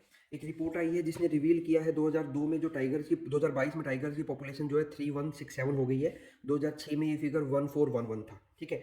दूसरा आपको ध्यान रखना है, एक इंडिया में नेशनल टाइगर कंजर्वेशन अथॉरिटी है। ये नेशनल टाइगर कंजर्वेशन अथॉरिटी पे यूपीएससी ऑलरेडी क्वेश्चन पूछ चुका है। ठीक है, ये स्टैट्यूटरी बॉडी है, एक तो आपको ये ध्यान रखना है स्टैट्यूटरी बॉडी क्या होती है, हम ऑलरेडी पढ़ चुके हैं। ठीक है, किसके अंडर में है, ये Ministry of environment forest and climate change के अंडर में है। दूसरी ये चीज़ इंपॉर्टेंट है। तीसरा, प्रोजेक्ट टाइगर चला गया था इंडिया में 1973 में टाइगर्स को कंजर्व करने के लिए, तो इस प्रोजेक्ट टाइगर को की मेन इंप्लीमेंटेशन एजेंसी जो है ये नेशनल टाइगर कंजर्वेशन अथॉरिटी है। ठीक है, तो नेशनल टाइगर कंजर्वेशन अथॉरिटी के बारे में 3-4 चीज़ें इंपॉर्टेंट है, बिकॉज यूपीएससी ऑलरेडी क्वेश्चन पूछ चुका है। पहला तो ये एक स्टैट्यूटरी बॉडी है, मतलब एक एक्ट के द्वारा, एक लॉ के द्वारा बनाई गई है। कौन सी मिनिस्ट्री के अंडर में है ये आपको ध्यान होना चाहिए, ministry of environment forest and climate change के अंडर में है। क्या करती है, मैनेजमेंट ऑफ प्रोजेक्ट टाइगर, और प्रोजेक्ट टाइगर जो चलाया गया था 1973 में इंडिया में चलाया गया था। ये इन्फॉर्मेशन आपको ध्यान रखनी है। नेक्स्ट न्यूज़ पे चलते हैं।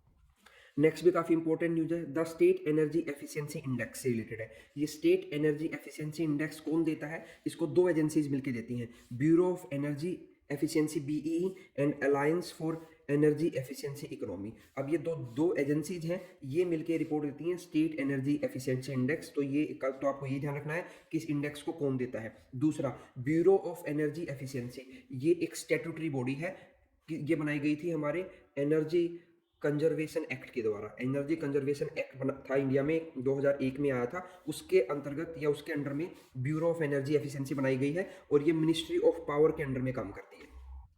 दूसरा, जो ये Alliance for an Energy Efficient Economy है, ये एक नॉन प्रॉफिट ऑर्गेनाइजेशन है। इन दो ने मिलकर ये रिपोर्ट दी है जिसका नाम है स्टेट एनर्जी एफिशिएंसी इंडेक्स, ये आपको ध्यान रखना है। नेक्स्ट न्यूज़ पे चलते हैं।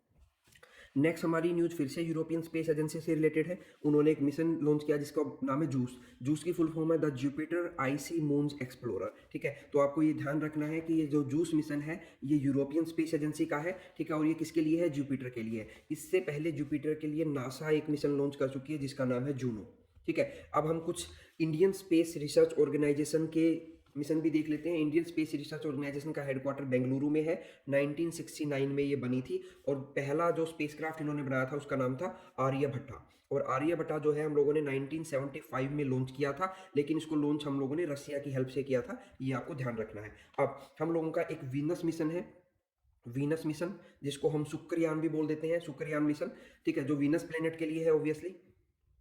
देन हम लोगों का एक आदित्य L1 मिशन है, आदित्य L1। ये आदित्य L1 मिशन सन के लिए है, इसरो का। ये हम सब इसरो के मिशन देख रहे हैं, हम सारे के सारे इंडियन स्पेस रिसर्च ऑर्गेनाइजेशन के। वीनस शुक्रयान मिशन वीनस के लिए, आदित्य L1 सन के लिए, और सन की जो आउटर मोस्ट लेयर है कोरोना जिसको हम बोलते हैं आउटर मोस्ट लेयर, उसको ये स्टडी करेगा। ठीक है, और Chandrayaan mission as you all know हम लोगों का मून के लिए है, और समुद्रयान मिशन जो है, हालांकि समुद्रयान जो है वो नासा, वो इसरो का नहीं है, वो ओशियन को स्टडी करने के लिए है हमारा। ठीक है, तो ये अलग अलग मिशन है। यहाँ तक तो ये इसरो के मिशन थे, लेकिन समुद्रयान इसरो का मिशन नहीं है। ठीक है, और एक मोम मिशन भी है हम लोगों का मार्स के लिए। ठीक है, तो इसरो का मून मिशन मार्स के लिए है। ठीक है, वीनस मिशन वीनस प्लेनेट के लिए है। आदित्य एल या शुक्रयान मिशन भी बोल देते हैं, इसका दूसरा नाम, वो वीनस के लिए है। आदित्य L1 मिशन सन के लिए है, सन की आउटर मोस्ट लेयर कोरोना उसको स्टडी करेगा। चंद्रयान मिशन जो है वो मून के लिए है, और समुद्रयान हालांकि नासा का मिशन नहीं है, ये हमारा ओशियंस को स्टडी करने के लिए है, ये अभी आपको ध्यान रखना है। देन उसके बाद नेक्स्ट न्यूज जो है वो हमारी प्लेस ऑफ वर्शिप एक्ट से रिलेटेड है। ठीक है, अब काफ़ी अयोध्या के मामले को लेकर भी काफ़ी न्यूज में है। ठीक है, तो इसलिए ये पूछा जा सकता है कि इंडिया में जो वर्शिप प्लेसेज हैं उसके लिए कोई एक्ट है, तो उसके लिए एक्ट है 1991 का, आपको ये ध्यान रखना है। नेक्स्ट न्यूज पे चलते हैं। नेक्स्ट न्यूज में है रैकून स्टेलर। तो आपसे डायरेक्ट यही पूछ सकता है एग्जामिनर कि ये रैकून स्टेलर क्या है, तो एक मेलवेयर है। ठीक है, तो आपको इतना ध्यान रखना है, कुछ इंडियन गवर्नमेंट्स की एजेंसीज को इसने हैक करने की कोशिश की, तो आपसे पूछा जा सकता है कि Raccoon Stealer was some time in news, ये क्या था, मेलवेयर था। ठीक है, ऐसे क्वेश्चन यूपीएससी और बू से स्टेट पीसीएस बहुत बार पूछ चुके हैं। ठीक है, तो आपको ध्यान रखना है, ये न्यूज में था। नेक्स्ट न्यूज पे चलते हैं।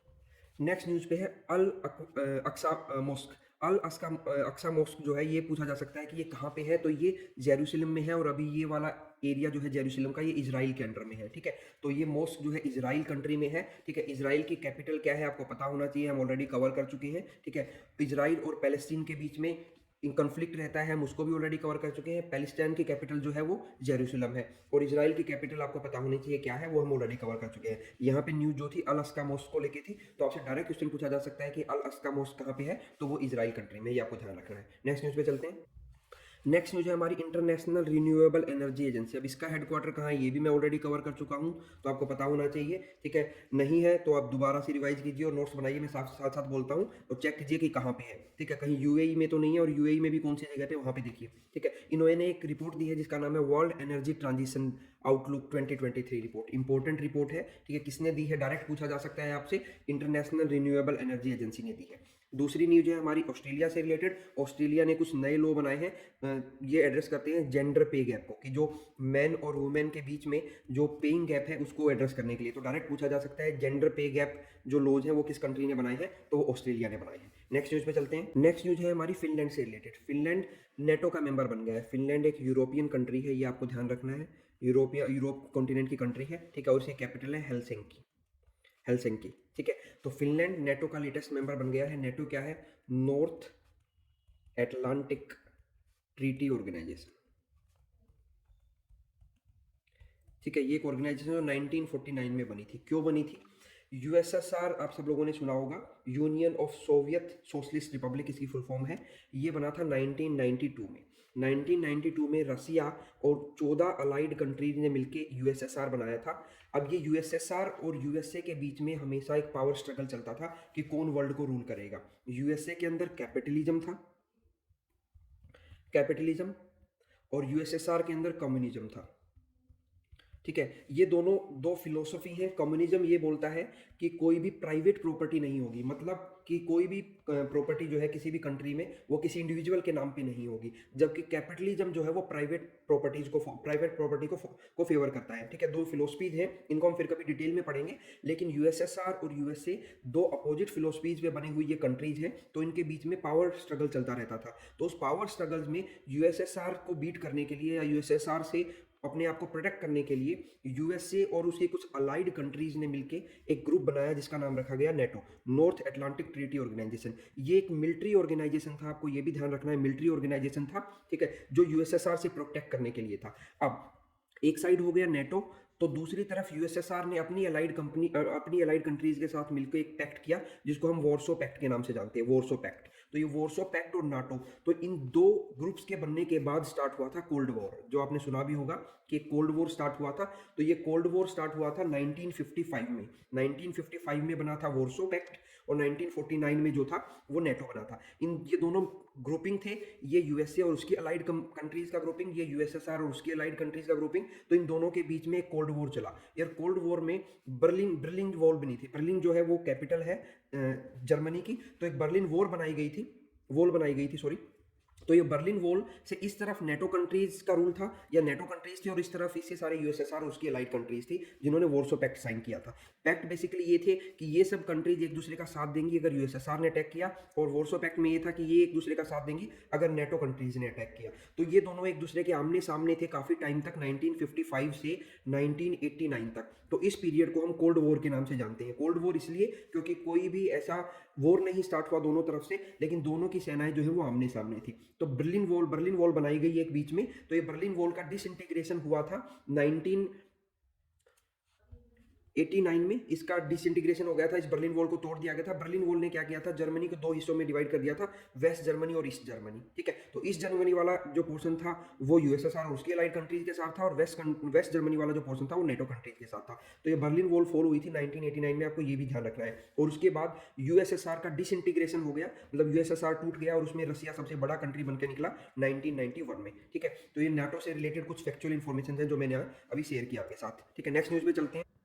नेक्स्ट न्यूज हमारी है वर्ल्ड फेमस बासोली पेंटिंग से। तो ये वर्ल्ड फेमस बासोली पेंटिंग्स को जीआई टैग मिला है, और ये कहाँ की पेंटिंग है, जम्मू कश्मीर की है। तो आपको ये इन्फॉर्मेशन ध्यान रखनी है कि बासोली पेंटिंग जो है जम्मू कश्मीर की है, और इनको भी जीआई टैग मिला है। नेक्स्ट न्यूज पे चलते हैं।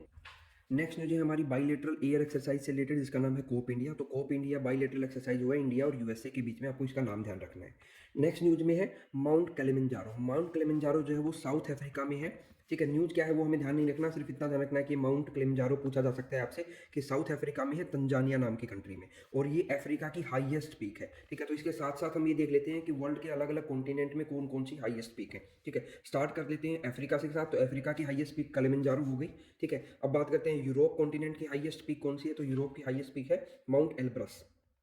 आप देखो कि कौन सी कंट्री के अंदर में है, ये आपका होमवर्क है। देन उसके बाद नॉर्थ अमेरिका की हाईएस्ट पीक है देनाली, ठीक है, इसका भी देखो कि ये कौन सी कंट्री के अंदर में है, ठीक है। कंट्री के नाम आप देखो, हाईएस्ट पीक मैं बता रहा हूँ आपको कि यूरोप की, अफ्रीका की हाईएस्ट पीक का नाम है किलिमंजारो, यूरोप की हाईएस्ट पीक का नाम है माउंट एल्ब्रेस, नॉर्थ अमेरिका की हाईएस्ट पीक का नाम है Mount Denali, then South America की हाईएस्ट पीक का नाम है अकांकागुआ, अकांकागुआ, GUA। देन उसके बाद एशिया की highest peak as we all know Mount Everest, और यही वर्ल्ड की हाईएस्ट पीक भी है, ठीक है, लेकिन ये इंडिया की हाईएस्ट पीक नहीं है, आपको ये पता होना चाहिए। माउंट एवरेस्ट जो है वो नेपाल में है, इंडिया में नहीं है। देन उसके बाद अंटार्कटिका जो कॉन्टिनेंट है उसकी हाईएस्ट पीक का नाम है विंसन मैसिफ, MASSIF, और ऑस्ट्रेलिया की जो हाईएस्ट पीक है उसका नाम है कोजिकोस्को, कोजिकोस्को, KOUCIUSZKO, कोजिकोस्को, ठीक है। तो ये सारी की सारी माउंटेन पीक है हाईएस्ट अलग अलग कॉन्टिनेंट की, इनके नाम आपको पता होना चाहिए, ये ऑलरेडी एग्जाम्स में पूछी जा चुकी है मैचिंग के अंदर कि कौन से कॉन्टिनेंट की हाईएस्ट पीक है, ठीक है, और कंट्रीज के नाम भी आपको ध्यान होने चाहिए। नेक्स्ट चलते हैं।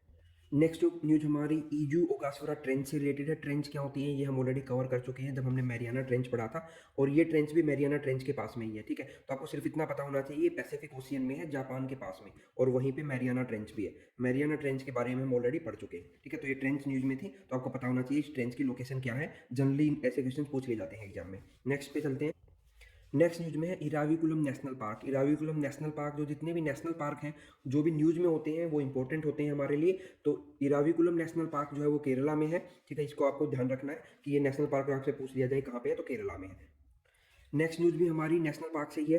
मन्नार मैराइन नेशनल पार्क, अगर आपसे पूछ लिया जाए कि ये मन्नार मैराइन नेशनल पार्क कहाँ पे है, तो ये तमिलनाडु के अंदर है। गल्फ ऑफ मैराइन के अंदर है ये मैराइन नेशनल पार्क, तो ये तमिलनाडु स्टेट के अंदर है, ये भी इंपॉर्टेंट है। तो ये दोनों नेशनल पार्क आपको ध्यान रखना है इनकी लोकेशन कहाँ पे है। नेक्स्ट न्यूज़ पे चलते हैं। नेक्स्ट न्यूज़ पे है Comprehensive and Progressive Agreement for Trans Pacific Partnership, ठीक है। ये एक ट्रेड पैक्ट है जिसको आपको ध्यान रखना है। क्यों ध्यान रखना है? क्योंकि अभी अभी जो यूके जो है वो लेटेस्ट मेंबर बन गया है इसको ज्वाइन करने वाला, ठीक है। और इसके अंदर टोटल जो है वो 11 कंट्रीज थी इससे पहले, और यूएसए इसका पार्ट नहीं है, और इंडिया तो ऑब्वियसली इसका पार्ट नहीं है क्योंकि ये ट्रांस पैसिफिक पार्टनरशिप है, ठीक है। तो दो तीन चीज़ें आपको इस पार्टनरशिप के बारे में ध्यान रखनी है। एक तो ये कि यूएसए इसका पार्ट नहीं है, दूसरा इंडिया भी इसका पार्ट नहीं है, तीसरा जो है ब्रिटेन जो है अभी अभी इसका रिसेंटली मेंबर बन गया है और पहली यूरोपियन कंट्री है इसको ज्वाइन करने वाली, ठीक है। ये इन्फॉर्मेशन आपको इसके बारे में ध्यान रखनी है, Comprehensive and Progressive Agreement for Trans Pacific Partnership के बारे में। नेक्स्ट न्यूज पे चलते हैं। नेक्स्ट न्यूज हमारी सीबीआई से रिलेटेड। सीबीआई की डायमंड जुबली सेलिब्रेशन वो भी हुआ है, डायमंड जुबली सेलिब्रेट करते हैं जनरली 60 साल पूरे होने पे। तो सीबीआई को बनाया गया था 1963 में, एक कमेटी आई थी सांथानम कमेटी, सांथानम कमेटी। ये सांथानम कमेटी जो थी एक करप्शन को रोकने के लिए कमेटी बनाई गई थी, anti corruption committee, anti corruption. तो ये सांथानम कमेटी की रिकमेंडेशन पे दो ऑर्गेनाइजेशन बनाई गई थी, सेंट्रल ब्यूरो ऑफ इन्वेस्टिगेशन और सेंट्रल विजिलेंस कमीशन। तो सीवीसी और सीबीआई बनी थी, ये 1963 में बनी थी। और सीबीआई जो है वो Delhi special police establishment act है 1946 का, उससे अपनी पावर ड्रॉ करती है सीबीआई। तो ये भी पूछा जा सकता है कि सीबीआई अपनी पावर कहाँ से ड्रॉ करती है, तो Delhi special police establishment act है 1946 का, उससे अपनी पावर ड्रॉ करती है सीबीआई। सेंटर की एजेंसी है, सांथानम कमेटी की रिकमेंडेशन से ये बनाई गई थी, ठीक है। तो ये आपको ध्यान रखना है सीबीआई से रिलेटेड। अभी वो अपनी डायमंड जुबली सेलिब्रेशन कर रही है, और डायमंड जुबली जो है 60 साल की सेलिब्रेशन होती है, 60 साल पूरे होने पर। नेक्स्ट न्यूज पे चलते हैं। नेक्स्ट न्यूज है हमारी न्यू फॉरेन ट्रेड पॉलिसी से रिलेटेड। यहाँ पे इस न्यूज में सिर्फ आपको इतना ध्यान रखना है कि इंडिया ने जो अपना ओवरऑल एक्सपोर्ट जो करना चाह रहा है वो 2 ट्रिलियन तक करना चाह रहा है, $2 ट्रिलियन तक बाई 2030, ठीक है। मिलियन बिलियन और ट्रिलियन में क्या फर्क होता है ये आपको पता होना चाहिए, ठीक है। मिलियन होता है 10 की पावर 6, बिलियन होता है 10 की पावर 9, और ट्रिलियन होता है 10 की पावर 12, ठीक है। तो ये आपको पता होना चाहिए, और इंडिया का एक्सपोर्ट टारगेट 2030 तक पता होना चाहिए हमारी न्यू फॉरेन ट्रेड पॉलिसी के अकॉर्डिंग कितना टारगेट है। नेक्स्ट न्यूज पे चलते हैं। नेक्स्ट न्यूज है telecom regulatory authority of India से रिलेटेड, ट्राई से रिलेटेड न्यूज है। तो ट्राई से रिलेटेड हमें जो चीज़ें ध्यान रखनी है, एक तो ये स्टैट्यूटरी बॉडी है, ठीक है, लॉ से बनाई गई थी, 1997 में स्टैब्लिश हुई थी, telecom regulatory authority of India act के द्वारा इसको बनाया गया था। तो यही दो तीन चीज़ें आपको ध्यान रखनी है। इसका हेडक्वार्टर ध्यान रख लीजिए, इसका हेडक्वार्टर जो है वो न्यू दिल्ली में, ठीक है। तो ट्राई जो टेलीकॉम रेगुलेटरी है इंडिया की, टेलीकॉम सेक्टर को रेगुलेट करती है, स्टैट्यूटरी बॉडी है, ठीक है, 1997 में बनी थी एक एक्ट के द्वारा, और हेडक्वार्टर न्यू दिल्ली में। ये सारी इन्फॉर्मेशन आपको ट्राई के बारे में ध्यान रखनी है। नेक्स्ट न्यूज पे चलते नेक्स्ट न्यूज है एक यूरोपियन कंट्री से रिलेटेड। एक यूरोप में कंट्री है जॉर्जिया, वहाँ की असेंबली ने एक रिजोल्यूशन पास किया है जिसने विरोध किया है हिंदू फोबिया का और एंटी हिंदू बाइगोटरी। बाइगोटरी होते हैं बेसिकली डिस्क्रिमिनेशन, डिस्क्रिमिनेशन जिसको धर्मनिरपेक्षता भी बोल देते हैं, सॉरी धर्म कट्टरपंथता बोल देते हैं कि एक धर्म को लेकर पर्टिकुलरली अगर हम लोग वायलेंट हो जाते हैं या एक धर्म में बहुत ज़्यादा बिलीव रखते हैं उस चीज़ को लेके। And intolerance, Hindu phobia, anti Hindu bigotry और इंटॉलरेंस को लेके ये पूछा जा सकता है कि किस कंट्री ने अभी एक असेंबली में रेजोल्यूशन पास किया है, तो वो है जॉर्जिया। जॉर्जिया एक यूरोप की कंट्री, आपको ये ध्यान रखना है। इसकी कैपिटल का नाम है तिबिलिसी, TBILISI, तिबिलिसी इसकी कैपिटल का नाम है, यूरोप की कंट्री, आपको ये ध्यान रखना है। नेक्स्ट चलते हैं, नेक्स्ट न्यूज जो है हमारी वो है स्वाति से रिलेटेड। तो पूछा जा सकता है कि ये स्वाति न्यूज में था, ये स्वाति क्या है? तो स्वाति जो है वेपन लोकेटिंग रेडार है, ये WLR है हमारा, एक वेपन लोकेटिंग रेडार है जिसका नाम है स्वाति। सिर्फ आपको इतना ध्यान रखना है, ये सफिशियंट है। नेक्स्ट न्यूज पे चलते हैं। Next news again European space agency से रिलेटेड है। ये अपना एक नया मिशन इन्होंने लॉन्च किया है जिसका नाम है प्रोबा 3। तो आपसे डायरेक्ट पूछा जा सकता है प्रोबा 3 वो कौन सी स्पेस एजेंसी का मिशन है, या ऐसा भी हो सकता है कि एग्जामिनर एक तरफ आपके पास को स्पेस एजेंसीज के नाम दे देगा और एक तरफ उनके मिशन के नाम दे देगा, और आपको मैचिंग करना होगा कि कौन सा मिशन कौन सी एजेंसी का है, तो आपको ध्यान रखना है। नेक्स्ट न्यूज में है इंडिया पोस्ट पेमेंट बैंक और भारतीय एयरटेल ने मिलकर एक पार्टनरशिप की है कि वो बैंकिंग सर्विसेज देंगे व्हाट्सएप के थ्रू। ठीक है, तो व्हाट्सएप के थ्रू बैंकिंग सर्विसेज देंगे इंडियन पोस्ट पेमेंट बैंक और भारतीय एयरटेल। ठीक है, ये आपको ध्यान रखना है, ये न्यूज में था। नेक्स्ट न्यूज पे चलते हैं। नेक्स्ट न्यूज है निवाडो डल रिवीज से रिलेटेड। ये पूछा जा सकता है कि ये क्या है? ये एक स्ट्रेटो वोल्केनो है, मतलब वोल्केनो है जो स्ट्रेटेड फॉर्म में है, लेयर की फॉर्म में है। किस कंट्री में है? ये कोलंबिया में है। कोलंबिया जो है वो साउथ अमेरिका कॉन्टिनेंट की एक कंट्री है, आपको ये ध्यान रखना है। ठीक है, नेक्स्ट न्यूज पे चलते हैं। साइंटिस्ट ने अभी ऑस्ट्रेलिया में डिस्कवर किया है किसी जो मार्सुपियल्स हैं उनके एविडेंस को डिस्कवर किया है। जो ये मार्सुपियल होते हैं, ठीक है, इस पे यूपीएससी ऑलरेडी क्वेश्चन पूछ चुका है, तो इसलिए हमने इसको न्यूज में लिया है। ये न्यूज़ तो इंपॉर्टेंट नहीं है, हम थोड़ा सा ये देखेंगे कि जो मार्सुपियल से रिलेटेड यूपीएससी ने क्वेश्चन पूछा था उसमें क्या क्या था। एक तो आपको ये पता होना चाहिए कि मार्सुपियल जो है ये मैमल्स हैं। ठीक है, दूसरा ये पोज्ड मैमल होते हैं, ये यूपीएससी ने पूछा था। पोज्ड मैमल जैसे कंगारू होता है जो अपने बच्चे को अपनी गोद में रखता है, तो उस तरह के मैमल्स को पोज्ड मैमल बोलते हैं। तीसरा इनका कैरेक्टर होता है वीवी पैरस होते हैं ये। ठीक है, और चौथा ये इंडिया में नहीं पाए जाते, not found in India naturally. ठीक है, तो इसी से रिलेटेड जो क्वेश्चन पूछा गया था यूपीएससी से मार्सुपियल्स पे, तो मार्सुपियल्स के कुछ कैरेक्टर्स हैं जो आपको ध्यान रखने हैं। ठीक है, तो ये हम लोगों के अप्रैल मंथ के करंट अफेयर जो है वो खत्म हो गए हैं। नेक्स्ट से हम मई मंथ के करंट अफेयर करेंगे। अगर आपको ये वीडियो पसंद आ रहे हैं, अगर आपका कोई सजेशन है तो आप हमें कमेंट में सजेशन दे सकते हैं, नहीं तो आप हमारे चैनल को हमारे वीडियो को लाइक कीजिए, चैनल को सब्सक्राइब कीजिए। नेक्स्ट वीडियो में मिलेंगे मई के करंट अफेयर के साथ। Till then take care, bye bye.